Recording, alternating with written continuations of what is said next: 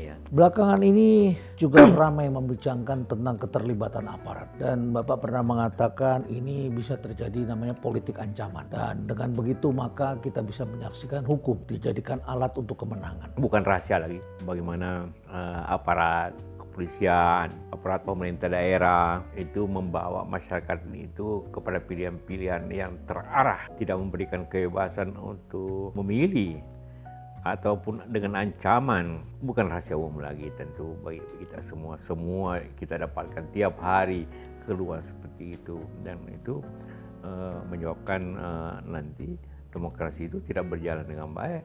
Kalau demokrasi tidak berjalan baik, maka kembali otoriter yang kita sebenarnya waktu reformasi memperjuangkannya untuk tidak seperti itu.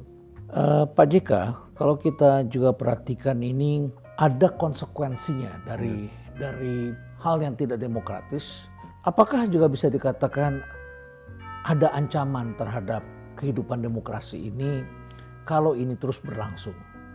Misalnya saja, apakah mungkin hasil pilpres kelak bisa saja ditolak oleh rakyat atau ditolak oleh para kandidat, mereka tidak bisa menerima? Apa resiko terburuk yang bisa kita bayangkan atau kita perlu ingatkan kepada para pelaku ini? Banyak pengalaman negara-negara lain dan juga kita di negara-negara Amerika Selatan.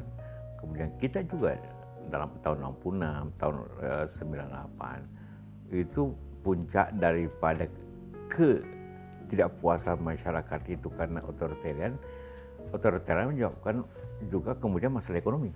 Ya. Kalau terjadi monopoli bersamaan dengan politik yang tidak seimbang dan juga